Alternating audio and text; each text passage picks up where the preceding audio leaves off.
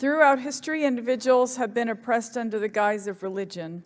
Our nation is not alone in this. The federal government promoted persecution of Native American ceremonies integral to the continuation of traditional and oftentimes matrilineal culture. While oppression reaches everyone, religious persecution often places harsher restrictions on women than it does on men. In Saudi Arabia, their guardianship system, justified on religious grounds, classifies women as legal minors, restricting their right to movement, to education, and to free association. In Brunei, a new law under their Sharia penal code would allow stoning and amputation for same-sex relations and adultery. In India, Asifa Bano was abducted, gang-raped, and murdered as a message to her Muslim nomadic community in Kashmir, and she was only 8 years old.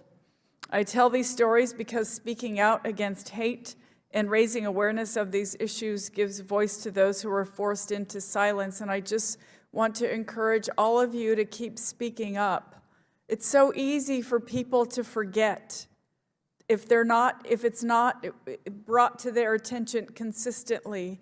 And throughout history, I'm reading this book on genocide right now, and it's easy for people to be in denial about what's really happening there.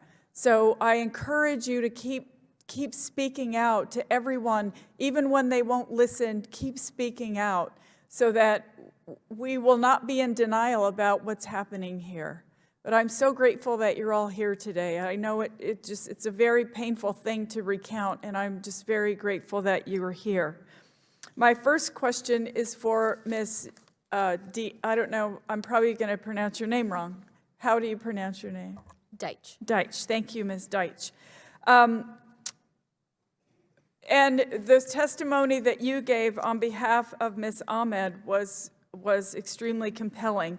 And in that testimony, you convey that women often bear the greatest burdens of blasphemy laws because they can threaten the religious status quo.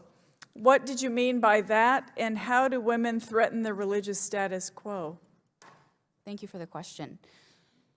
I believe what Ms. Ahmed meant by that was that women are often oppressed in very extreme religious environments, and religion is too often used as a tool to justify violence against women. We've seen cases where women who opt to go to school, own businesses, leave their families, are said to be committing blasphemy or apostasy, or heresy, and are thus persecuted through blasphemy laws. Thank you. And my next question is for you, Mr. Ben-Cosme. You're an expert on global blasphemy laws and religious persecution. Can you explain what effects religious persecution has on LGBTQ communities around the world?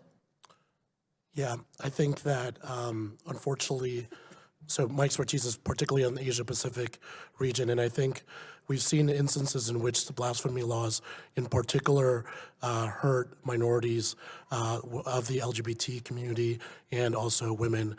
There are cases where because of a person's religion or association that they can no longer, that they're often excluded. There's been, security forces have turned a blind eye to mobs who have targeted people, members of the LGBT community. You mentioned Brunei using, its sort of what we would call Sharia law that's incontrovertible with international human rights standards to impose basically the death penalty on LGBTQ communities. And we see that in various parts of the world. Do you agree that USERF does not do enough in its research to analyze the intersection of religious persecution and LGBTQ rights? I think that all of these institutions could be doing a lot more when it comes to the intersection of those issues. And very quickly, what can we do here in Congress to protect our children, our sons, our daughters, and vulnerable minorities across the globe against this oppression? Like you said, continue to speak out. join the Tom Lantos Commission and endorse a prisoner of conscience and support them, give the administration the tools, and sort of require them to use those tools. Unfortunately, human rights is oftentimes pushed away for other national security interests. And so in order to be integral, it must really be made a priority. And within the interagency process, it must actually be enforced as a priority. Thank you. I yield, Chairwoman. Thank you.